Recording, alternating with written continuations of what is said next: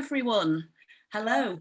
I'm in good company here with the One Place Study people, my favourites. So I'm going to talk to you tonight about how my One Place study created the need for name and place. I'm going to introduce you to some of the current features and some of the newest ones. Here's some background about me first and my study, which started in 2004, a long, long time ago. And if you're wondering where you heard the name before, then yes, there is a connection to the infamous Rilington place.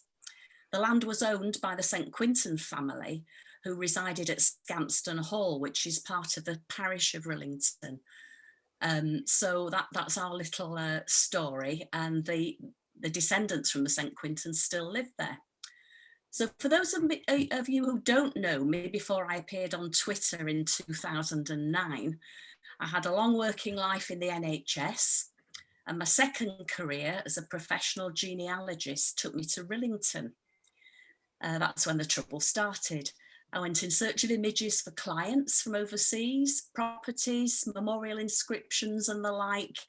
I have no family connection at all there, but they actually feel like my family now. But I felt drawn to the place and compelled to visit more and explore the piece of the Yorkshire Wolds. My collection of archival records, stories, local history books, old postcards began to grow. You know how it is. And if someone would have told me way back then that I'd end up being a co-founder of an IT company, I would never in a million years have believed them. So this is Rilington, my One Place study. It's in North Yorkshire now, but it fell foul of the 1974 local government reorganisations. We've never forgiven them. And we were formerly in the East Riding. So you can see how my place fits in with the landscape and its topography. It's in the flat vale of glacial Lake Pickering, where sediment-rich nutrients formed ideal fertile conditions for farming. And it's bounded on the north by the River Derwent. There's always a river involved, isn't there, with our places? And these natural features influenced life in the village over the years. It's also a significant place for us here at Name and Place, as it's our first and still our main test project, meaning that a whole of the Name and Place team are familiar with the names and events in and around Rilington. You can see here on the map, it's situated midway between York and Scarborough on the coast, on the A64. A little bit more detail here. It's on the northern edge here of the Yorkshire Wolds. It's a series of gently undulating hills, and they stretch eastwards from York to the English coast and towards the Humber estuary, down to Hull to the south, and to the North York Moors to the east. So it's actually lovely where it is, perfectly situated. I loved the area so much that I partly lived over there before lockdown. It's really beautiful and unspoilt, but don't tell anybody because they'll all want to come. However, there's something extra about this study that made the traditional data collection a little bit more interesting and challenging. For years, I'd merrily collected an eclectic mix of records, you know, the usual suspects, census, parish registers, maps, wills, etc., deeds, and much, much more. And although every One Place study is different, what happened was I had a chance meeting, or was it chance? You never know these things. You think sometimes things are meant to happen. But I met with a similarly interested local person. And to cut a long story short, we formed a local history society. It's called the Historical Rilington Study Group. We formed it in 2014 with a core of 4 local members.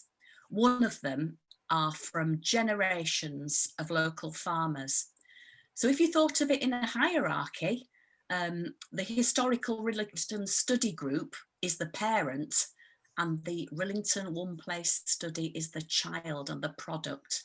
Now, each of the members has different interests, Some are more interested in what's happening now. I'm definitely one who's logged in the past, in the dusty old records. That's where I'm most comfortable, and that's fine. We've had several community days with a good turnout. We're always concerned that nobody would turn up, but you know, both local and the diaspora came. And what it did was it created opportunities for reminiscence and personal testimony. So we're all thinking about our local records, you know, and what we have. Oh, it's the census, this, that, and the other. But actually, when you get personal testimony from people, and people who can remember what was happening in the war and how the tanks rolled down to, you know, the railway station to pick up the goods, etc. And, you know, childhood sweethearts who met in the war and this, that, and the other. It's just absolutely marvellous. And name and place, because it's got a lot of writing space in it, can actually, you know, write the narrative alongside the records. So you can see here them all looking at our displays, you know, and everything.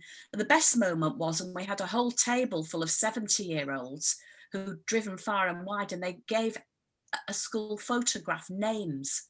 And how priceless is that? We, you know, we had a photograph, it didn't have the names on. So there's stories to be told in between the gaps of traditional record sets, and these all need to be recorded and stored. Not only that, another aspect of Rilington is a vibrant and active Facebook group. There's an awful lot of activity and engagement between followers. People have found each other on there. Some genealogists, won't mention any names, but they've realised they're related, having descended from the same common ancestor in Rilington, and their ancestors emigrated to the States. Stories to be told. Some openly are, and some are too poignant to share. So Rilington certainly does have a past, which belies its gentle exterior. And the point of this slide is to say that there's another route where information comes in and stories can be written. So, to cut another very long story short, I asked Paul Carter, business partners now in Name and Place, co-founders. He designed my professional genealogy website, what seems godzillion years ago now. And I asked him what I needed to capture and manage all the data for Rilington. His swift answer was a relational database. And as we discussed the options, he wrote down these few notes on a piece of paper, not quite the back of a cigarette packet, but now this scrap of paper is now as much a piece of Name and Place's history. And what we wanted way back then, because we both had our own studies, was that as much attention be given to the place as the traditional name. And this is what we had, you know, the name in the middle and everything feeding out and interacting. So an idea was born, and that was way back in the Exodus Family History Conference. And we realised we could extend our thinking to involve other types of projects. It was with great pride that Paul launched Name and Place at Roots Tech in Utah last year. Born out of our wish to have our own software for research and a long list of features already planned. And this was as well as listening to what our early adopters of Name and Place would like. But, well, I should say, however, I don't like the word but who knew after launching Name and Place last year that we'd be thrown into an international pandemic? Mm-hmm.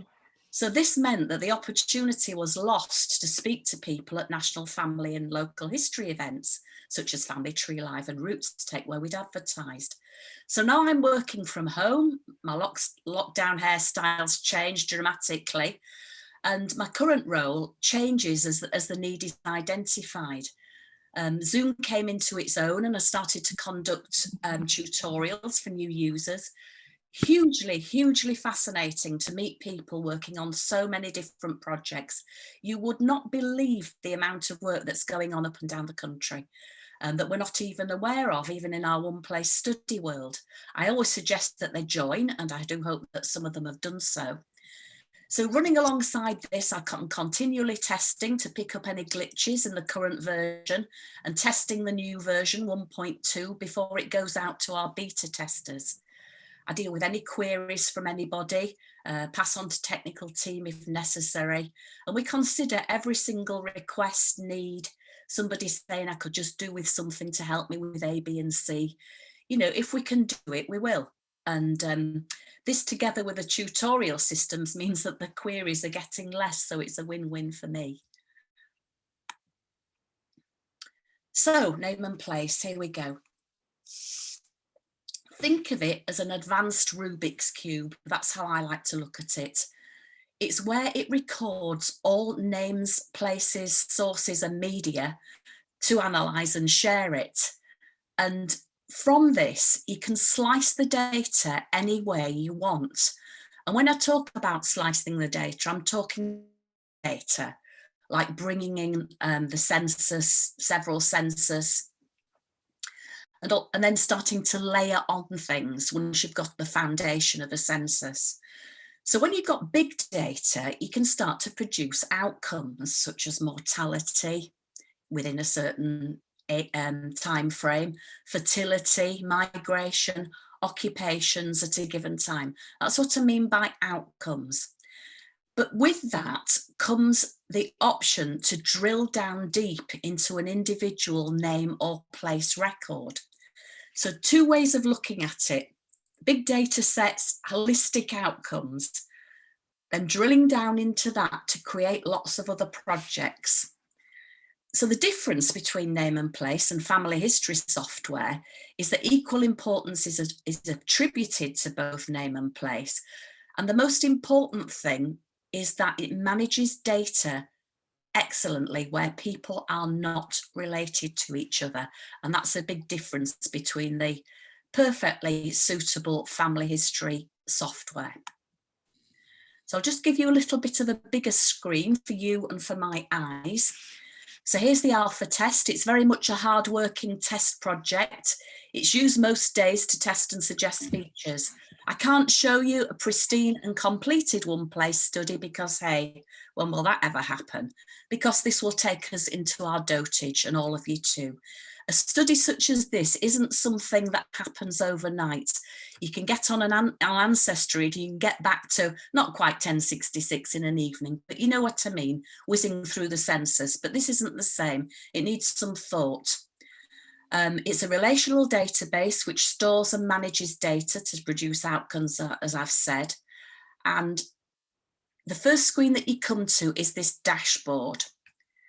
So you can see the tabs across the top: dashboard, which always takes you back to this, explore, where you can enter data, analysis, where all the stats packages are, tools, publish and help.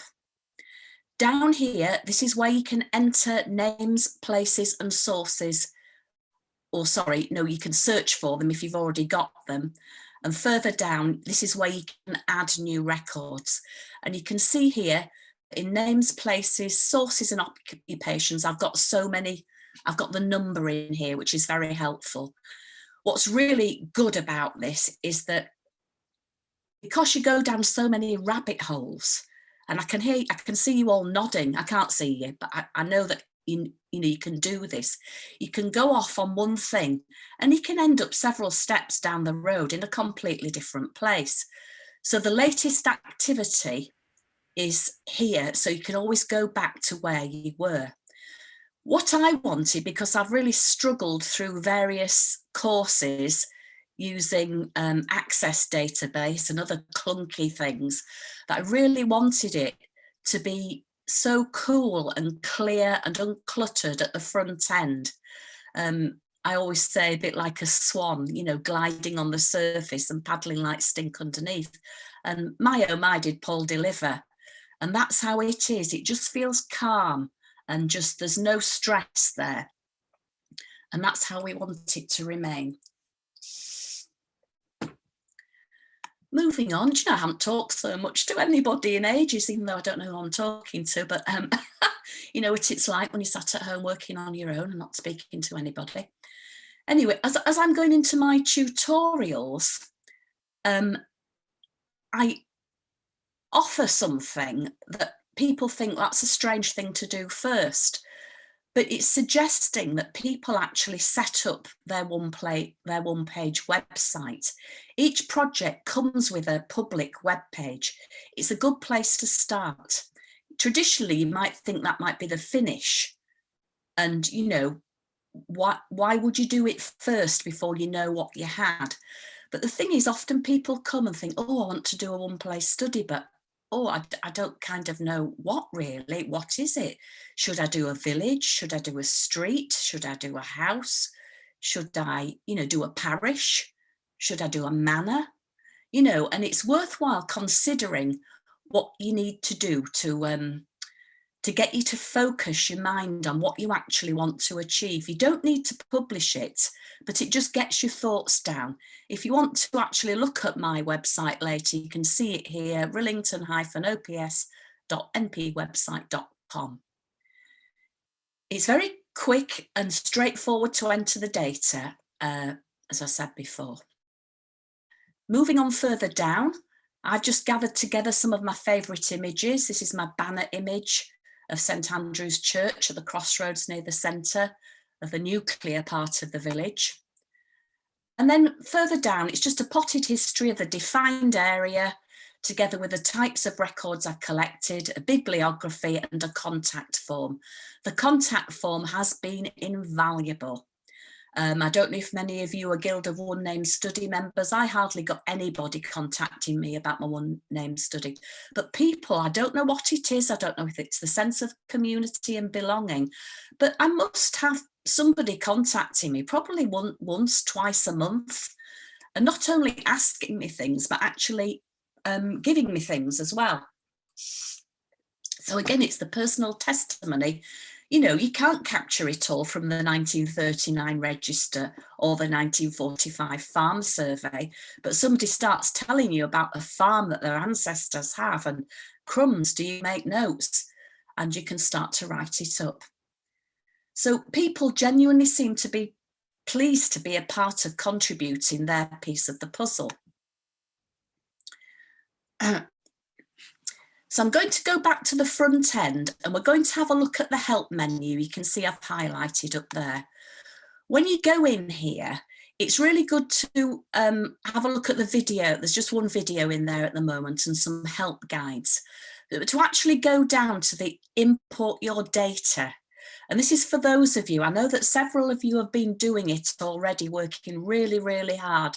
And I know there's a few of you who've transcribed all your census and got them onto spreadsheets so you can get them import ready. So what you need to do is read down the bottom of this help guide, import your data CSV file. I'm not going to go through this too intensely because we've got other things to do, but all you need to do basically is to have your spreadsheet ready, but as long as you have these CSV headings on your spreadsheets, it doesn't matter if you have other things that are not these, because our CSV importer will ignore them. But it's a really great way of getting some big data sets in pretty quickly.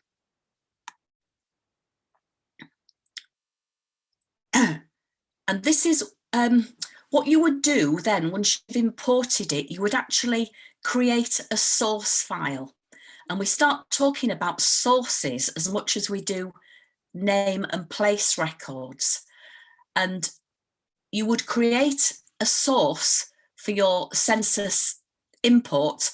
I'm using the 1851 throughout this because it's a really useful thing for me to do. I got so much from it. So you create the source and then you would import your data. Now, if you start panicking about this and you decide to go with name and place, don't forget I'm at the end of, I'm at the end of a tutorial. You can have a free tutorial with me. So I don't expect you to take all this on board straight away. As I've said, sources are very important. So this is what I called my source before I imported it. 1851 census for Rilington District 7A and 7B. It was taken on the 30th of March, 1851. And there's a place to create source types. Now this is a census collection. So I've got here the 1851 census, the source reference, and you can see here we've got a hierarchy of 27, which means there's 27 pages.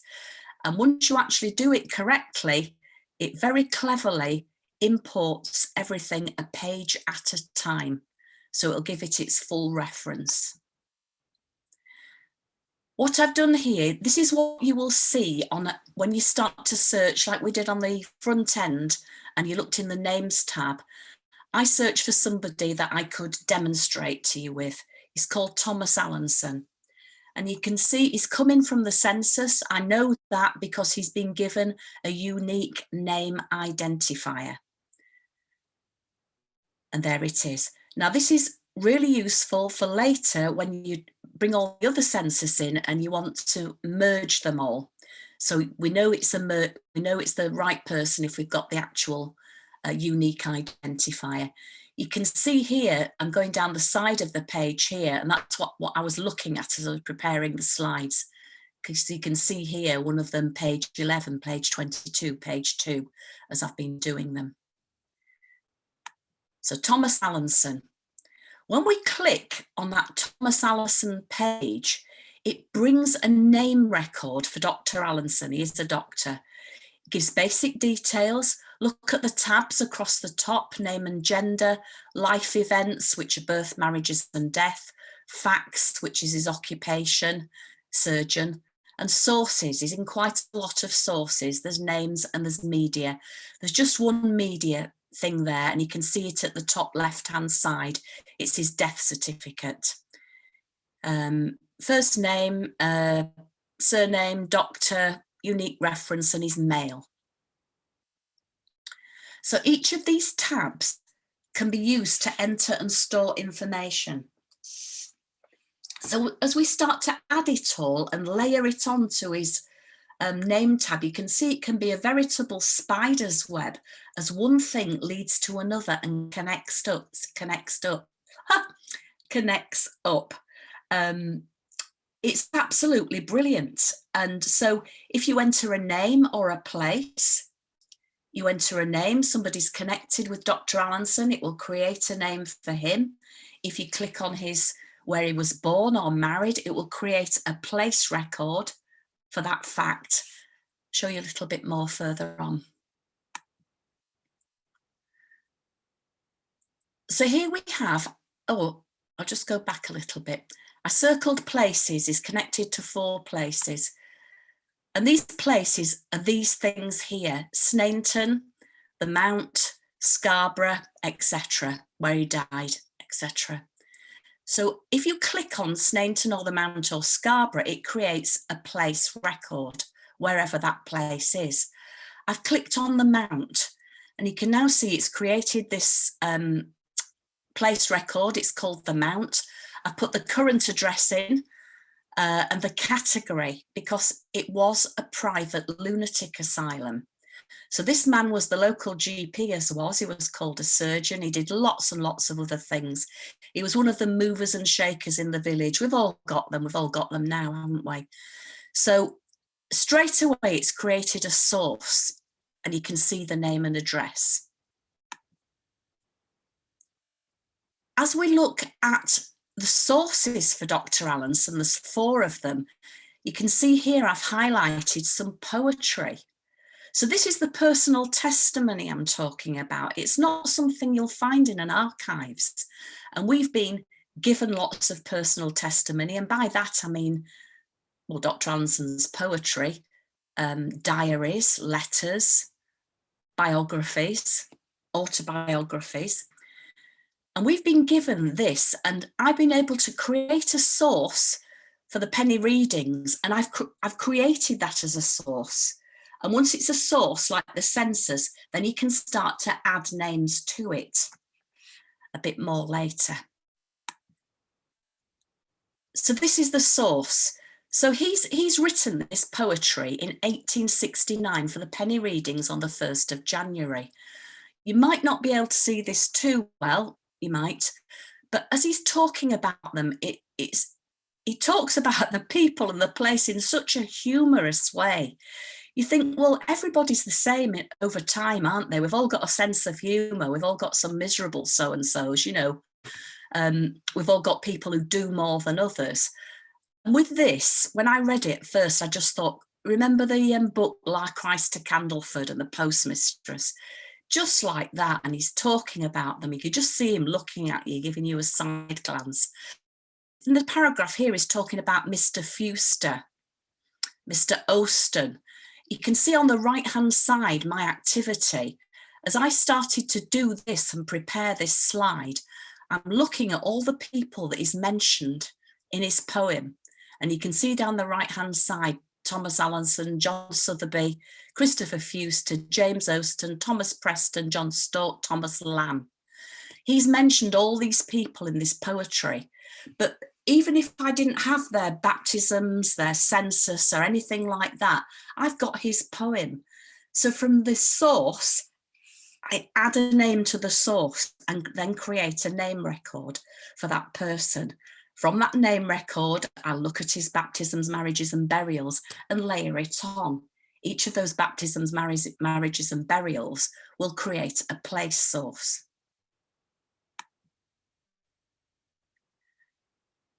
Well, aren't you lucky, guys? We've had a major breakthrough today.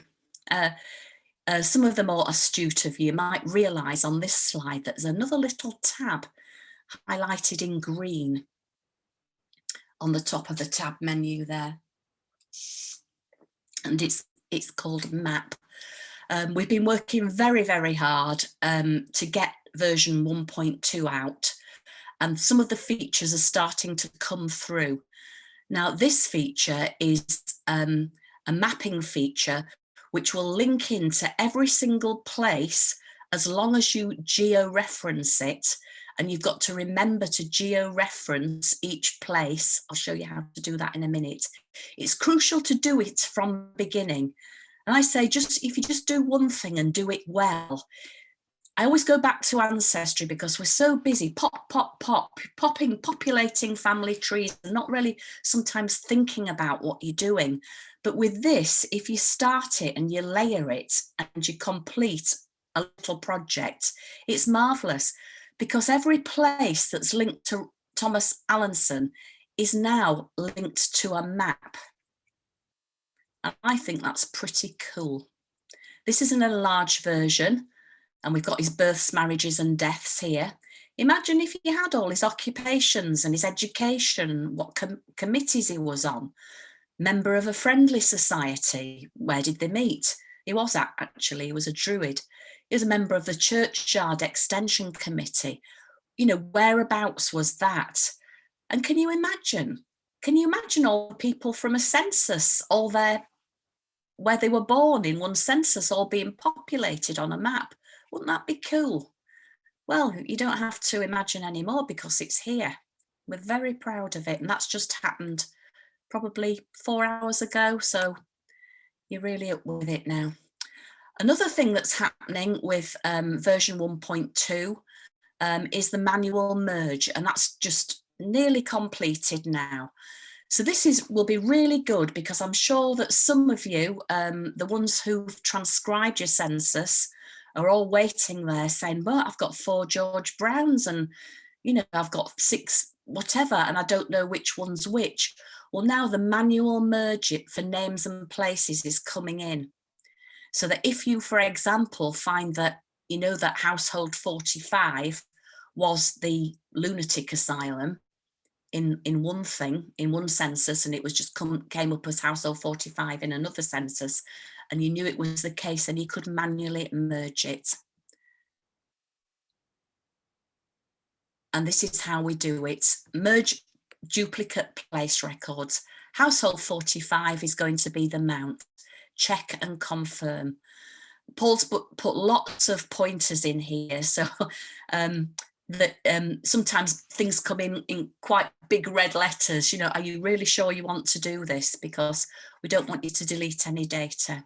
You can always come to us if you have deleted data inadvertently, but we're preventing in the first place. But it's just a case of getting into it and checking things. So this is just exactly what I mean, I guess. The confirm duplicate place merge, that you're wanting to merge one to another, complete the merge. And again, the latest activity all down the side so that you can see what you've been doing and where you've been doing it. Crumbs. Isn't that a lot of screenshots? I'm thirsty, I don't know about you. So I'm going to give you a break from screenshots just for now, and I will explore some of the images for a while. The Yorkshire Wolves holds the big secrets. I don't know if anybody's been yet. Oops. From the bottom of it and looking upwards, they just look like innocuous hills. But when you actually get up there, it's like a plateau, and it gives wonderful views with big open skies. It's absolutely beautiful with hardly anyone else around, which even, well, I can't go over there anymore, but I should imagine there's hardly anybody around at the moment. So it is a place of natural beauty. I've got a lot of old postcards, so I'd like to go through a few of these with you and talk to you about the different types of project that you can have from a one-place study. You know, you're very lucky that you can tease out lots of other things. So the one-place study to me is the bee's knees. It's the community overview. And so whatever your project, it enables an holistic view of outcomes, and it can drill down into people, as I've shown you. But then it can drill down into further specialist topics. So like myself, I'm looking at religion, I'm looking at education, I'm looking at the workhouse, and just recently started to look at heraldry.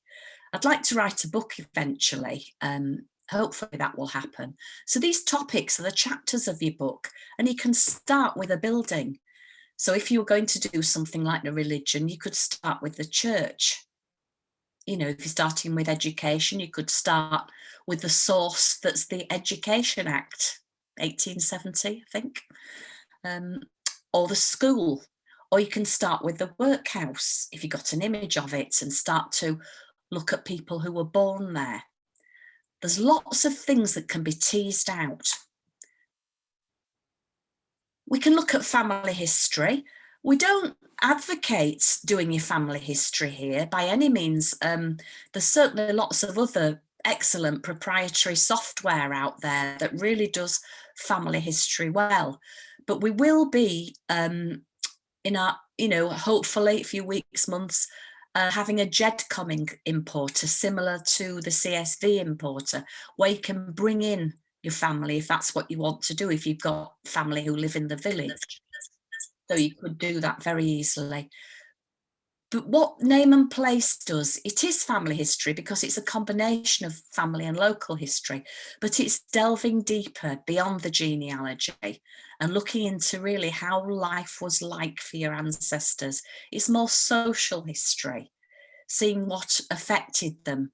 You know, you might think nothing affected your village it was just a rural village, but they had lots of major upheavals, enclosures, railways, industrialisation, things like that. So we're wanting to look at how the community is affected, as well as drilling down to people as needed. So this is a lovely old postcard. It's actually our new post office and where it still is. So, you know, we don't know the names of the people. They always put people there in context. But it's just lovely. You know, who were those people? I'd just love to know. There with the horse and cart having deliveries. Now, the biggest thing that I've used with this as well, as I'm starting to look at all the older properties in the village, it's so easy to pull out a complete house history from a one-place study.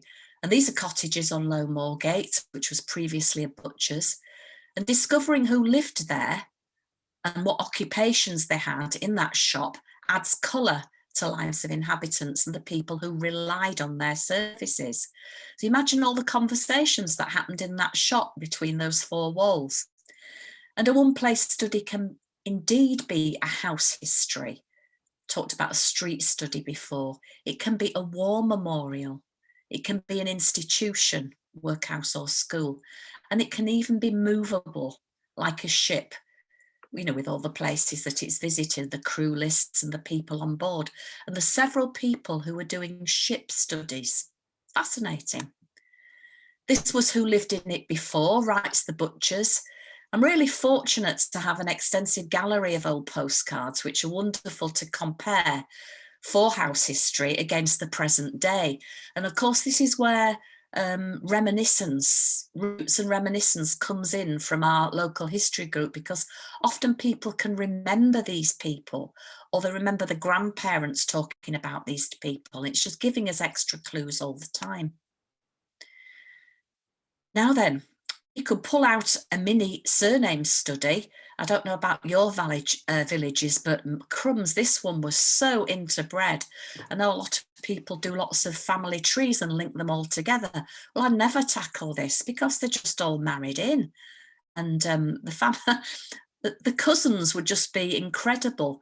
But here we are, we've got a wonderful wedding photo, and one of our committee members lives in this property now, and you can still see Myers, Taylors and Drapers if you look when the sun's shining, and you can just see like a ghost sign. But look at all these people in the Sunday best.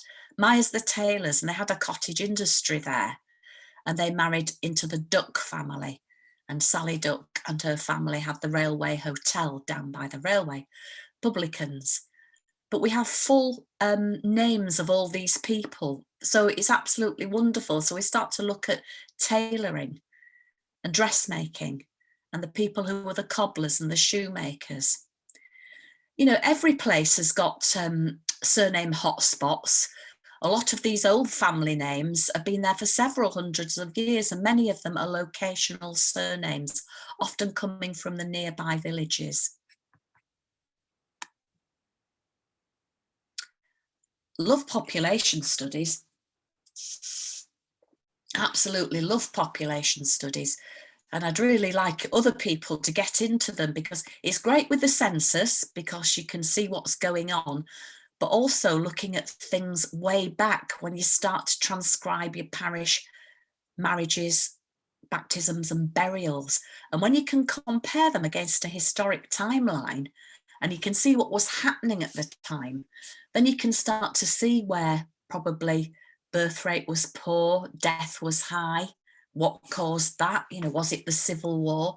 Because you'll get beyond the census eventually, and you'll be starting to look at the older records. Rilington certainly changed over time, shift from agricultural to, well, not quite industrial. Some industries declined, the coming of the railway, new farming practices. This actually was the old post office, and it's always a good sign here. It's a good locational sign because there was this old beech tree. And you know what? They took down the beech tree last year because they're building a new housing estate. That beech tree has been there for hundreds of years. Broke my heart. But there you are, wanting new homes.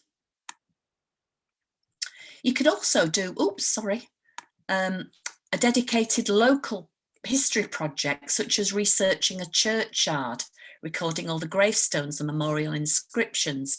A lot of family history societies do that, not forgetting the plaques inside the church. War memorials are really popular. How about looking at all your public taverns and beer houses?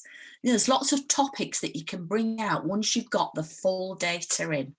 The choice is yours. And then you can write up something for the Society of One Place Studies. So, One Place Study, its composition. This is one of my many bookcases. And all these different types of projects, you use archival records and data, depending on what you want to get.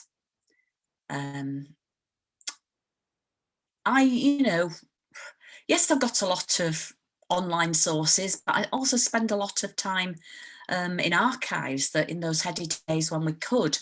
And, over the years, I've captured lots and lots of things. I've got lots of spreadsheets still in files, just even some of them still waiting to pull into name and place. I've got my old favourites, all my trade directories. You enter those as a source, or the farm survey, or the valuation surveys. And you can get them all in as you start to enter things as sources, then you can add the names to these sources. And once name and place recognise the name and say, is it this person?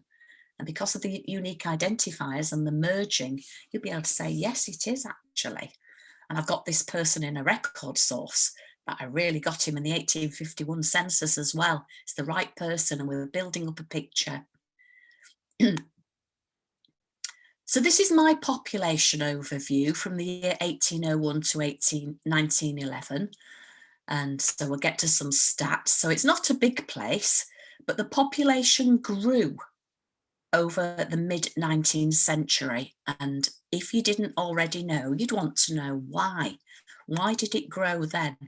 Looks better in one of our graphs. The stats package is nearly ready. This is the type of thing that you will be able to see. So it's a population overview of Rilington, and you can see it's peaking at 1,228 and this was when the coming of the railway happened in 1845. So the 1851 census showed quite an increase in population for Rilington. It heralded a change in the age-old isolation of the village, when previous transport consisted of moving goods by sloop on the River Derwent and stagecoach, things like that. Now goods could be transported by train. It did signal the end of the sloop system, though, I must say. So I'm looking at the railway, and I'd start with this, having, a place as the railway. And from that, I gathered information like the York and North Midland Railway came to Rilington in 1845 as part of a project by George Hudson, the Railway King. The station was constructed 1 mile northwest of the village, and Whitby became a popular destination for holidaymakers. Rail journeys became possible to London and the industrial districts of the former West Riding of Yorkshire.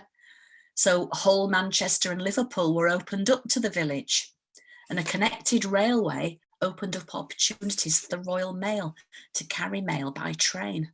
Imagine how that was then.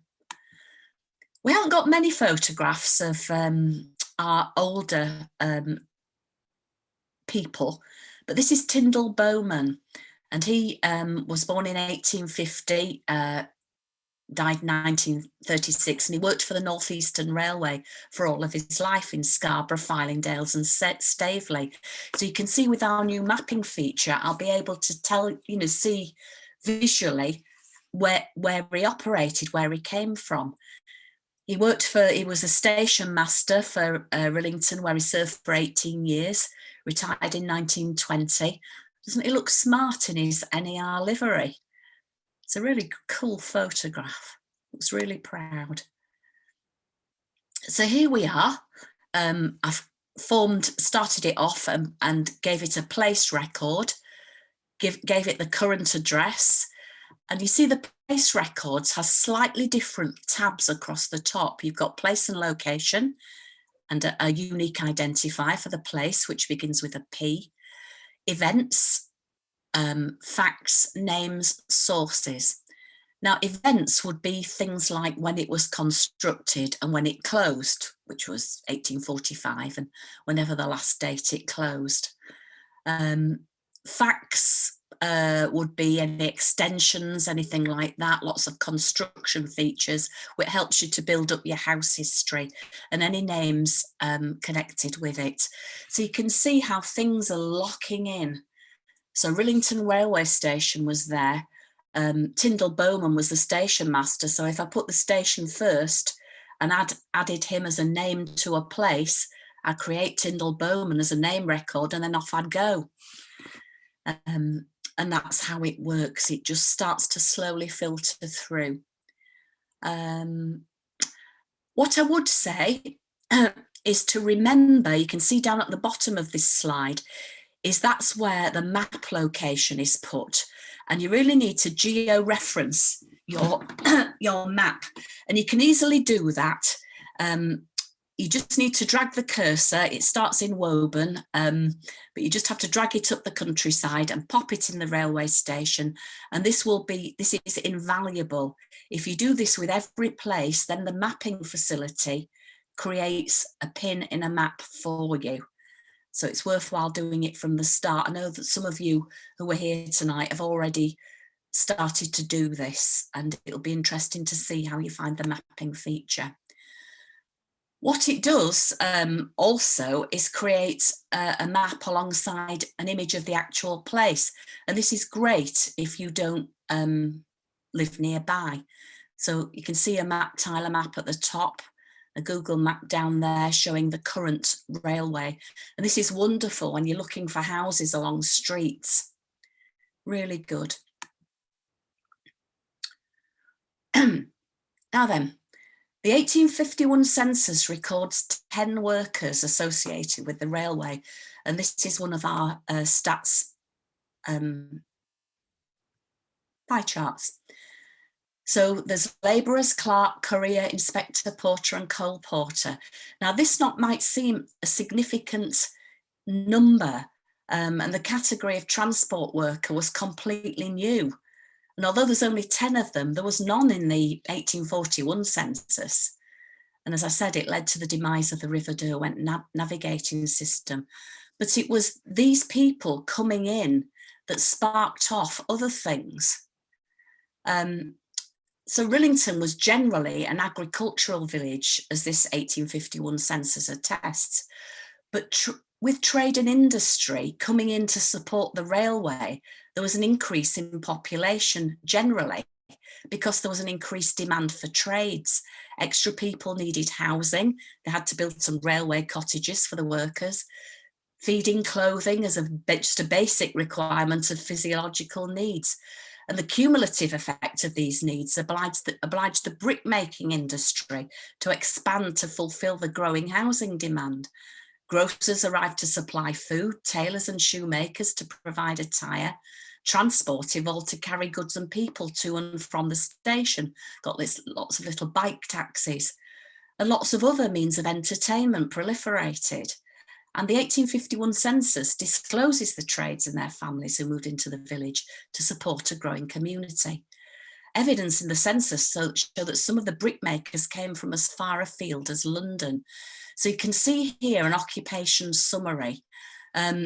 Agriculture, obviously, we categorise.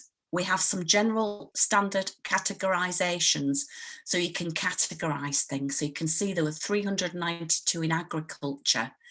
Now, if our categories don't fit your needs because you're mill workers or, we haven't got a category in, then you can customise your categories as well as drill down.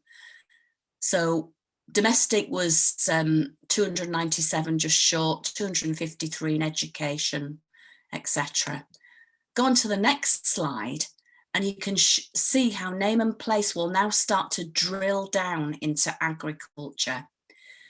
Now, 268 ag labs, 102 farmers, 10 ploughboys, a shepherd, a pig jobber. You'll know what a pig jobber is now because I wrote about it in the One Place Studies journal, and a dairymaid. There's a really large number of farmers, and in the main, this is down to Rilington being a republic as such rather than a kingdom. Because at the time of the enclosures, instead of the landlord buying out all the freeholders, it happened the other way round. So the latter bought out the squire. And some of these farmers, there's not 102 farms, but some I've accounted in my farmer category that some of them were farmers' sons and daughters who worked on the farm.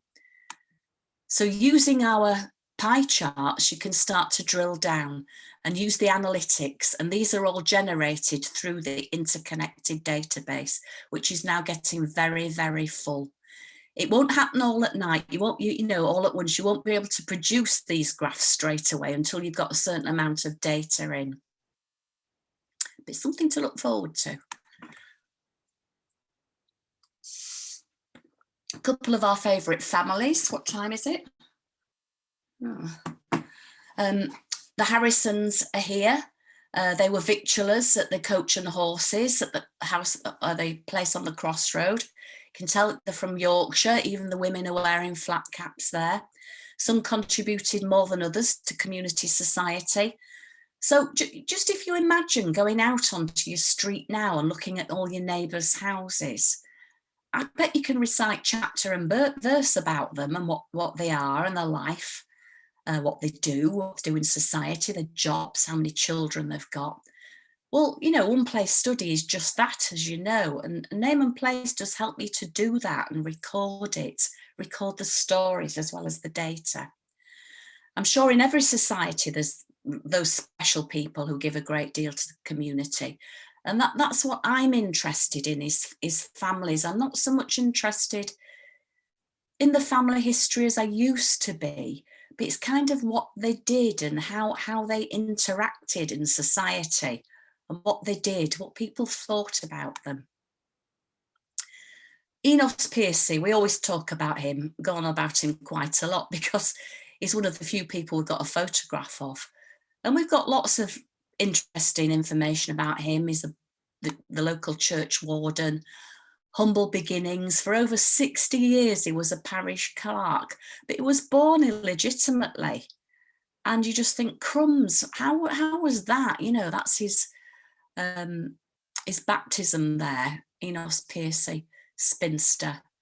And of course, we've got there who the minister was. Now, one of my favourite sources is my list of vicars and rectors, of who Edmund Day is one of them. So I started a source off for rectors and vicars associated with the Anglican Church. I've now got onto the Methodists because I'm starting to realise who the ministers were there. So you start off a source of rectors and vicars and add all these names to the source. And from then, because you know they're a vicar, you can start to then pull them out and start to look at their education, which university they went to, etc. We've all got maps, haven't we? We all love our maps. This is a section of the tithe map and apportionments of 1848. And the man here was called John Simpson, and he was the lord of the manor, and he owned Rectory Farm. This is one of my biggest puzzles, and this is where you've got to really start, you know, once you start really digging into the records. John Simpson, there was nothing about him. I could not find anything about him at all. Just it said he was the lord of the manor. By a fluke, by an absolute fluke, I saw a record that said YAS, which was the Old Yorkshire Archaeological Society, which I know all the records are now transferred to Leeds University. And once I actually got to that place and looked at him, just by looking at, you know, his place on a map, because he was on the apportionment schedule, realised that he'd changed his name by licence through inheritance. And they were since known as John Huddleston. As that all started to happen, then, you know, no problem. But that's the Rectory Farm, the oldest building in Rilington, just recently discovered through heraldry, through plans that we found in this associated with Rectory Farm, that it was connected to the Etherington family by the heraldic coat of arms that was there. So I'm going off on another tangent now. I'm thoroughly interested in heraldry, you've probably realised, and that's another avenue. When you actually look around this area, Rectory Farm here in pink, the blue circle is the Gilbert's Union Workhouse, and that's another project in itself. Rectory Farm's plot 307 and 309, and the Gilbert Union is plot 307, 309. The house in green is another major player. It's Park House, and that's where the Ruston family live. Locational surname, Rustons, and they were known as Rillington's gentry. So you can see how these three important buildings were next to each other. On further maps, as you start to look through your maps, you can start to see where these places were. And these are noted: Rectory Farm, Park Farm. They're noted on further Ordnance Survey maps. You know, they're important places, plus the workhouse just slightly above. And there I've coloured them in there. So we've got Simpson Huddleston at Rectory Farm. And here, and I've got to make a note, you can't take please don't take copies of this photograph because it belongs to East Riding. I've put the source there if you want one of your own. There's lots of East Riding photos there, but just so lucky to have that. And they did give me permission, by the way. That's Rilington Workhouse. I mean, can you believe it? Can you believe it? It's long since gone. And a public house next to it, the Royal Oak. So Nicholas Ruston lived at Park Farm opposite, and he was an overseer of the poor. He lived opposite the workhouse. So it's really good knowing all your neighbours, just like you stepped out onto the street and explained to a stranger who everyone was, how they all fitted in. Now then, if you were looking at the workhouse as a project, I don't know about your baptisms, but ours are recorded absolutely brilliantly because it was a Gilbert Union, and it was, I think it was about 15 parishes that it covered. They all came to Rilington. So a lot of children were born in Rilington. They didn't always stay, but you can, you know, it says, it's easy to look in the records because it's easy to spot where it says bastard and base born in our parish registers. So that's another lovely little project, looking into the lives of the women who ended up there and what happened to them, what happened to the children. Told you about Nicholas Ruston, came of a long line of Rustons, most of them church wardens, and, you know, have memorials listed on the plaque in St Andrew's Church. Obviously very, very well thought of. The Rustons certainly, and you know, those of you who are interested in memorial inscriptions, they're certainly a source. You may already have a source book written by your family history society, and you could use that source to enter all the data of all the details from the memorial inscriptions and add it to name and place, add it to the place record, add a memorial inscription, take a photograph of every gravestone. That's a big task. That'll keep you going. You think there's nothing to do. She'll never finish this. What I've been doing, I don't know if any of you were at the half tax event on Saturday. I thought it was fascinating. And lucky me, didn't they talk about the East Riding half tax in the afternoon with my favourite local historian? So that's brilliant. So I've got the half tax, and I actually love doing this more than anything. I love taking a source, and especially older sources, association oath rolls, things like that, muster lists, and starting them as a source. Because if I do it as a source, I can add the name to the source very, very quickly if I have a list of names. So you can see here that I've called the source, it's the half tax East Riding. I've put the National Archives reference, I put the source type, because we do have templated, some of our sources and everything are templated. We're working our way through them, but we will have templates for everything eventually. You put a full academic source in, the repository, publisher, citation if you have it, etc. So you're ready to go. So that when you enter a name of all this list of things on a half tax, then it creates the name record. You may or may not have that record there. I've got some of the records already in, and then I just add them to the person.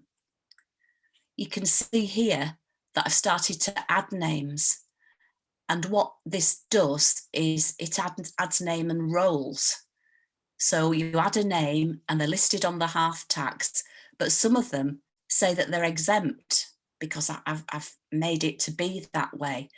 Some of them say who the collector and the constable are. And when you drill into the records, you have the number of halves. So you can start to look at some sort of social distinction. As we heard in the conference, just because they were exempt doesn't necessarily mean they were poor, but they may well be. But a lot of these people are recorded as widow brown, widow green. So you can start to look at, well, if she was a widow then in 1673, then her husband died before then. And you start to go on as you would with family history. So my voice is just about to pack out. Where are we? Nearly an hour. So it's a typical everyday community. It's very, very quiet now. I suspect it was busier 200 years ago in Rilington. And as we leave it with our presentation, what does this research tell us? We can study overall population through time, migration patterns, industry, occupations, wealth, a whole host of other things. And it's leaving you to consider what you'd like to do with your study. Paul and I are absolutely passionate about name and place. It was born out of our wish to have software for our own research, and as you know, have a long list of features already planned, as well as listening to users. Version 1.2 is very nearly there, and you've seen 2 of the features today, which is really hot off the production line. Got a little bit of testing to do, and then we'll have it out there. So there's lots more to come. These projects are absolutely fascinating and addictive. You know, I always hear about genealogists getting addicted to their families, but my goodness, this takes you to a whole new level. And especially, you know, it depends how you come to your project. If it's somewhere that your ancestors live, well, it's a win-win. You can start to really tease out everything. So for me, the most excitement comes when you look at people who aren't related to each other, and they're simply thrown together through circumstance of a shared surname, a workplace, a home, place of rest. How did they get to be there, and why and where did they go next? I hope this has given you some food for thought and maybe some inspiration. Thank you very much. I'm done.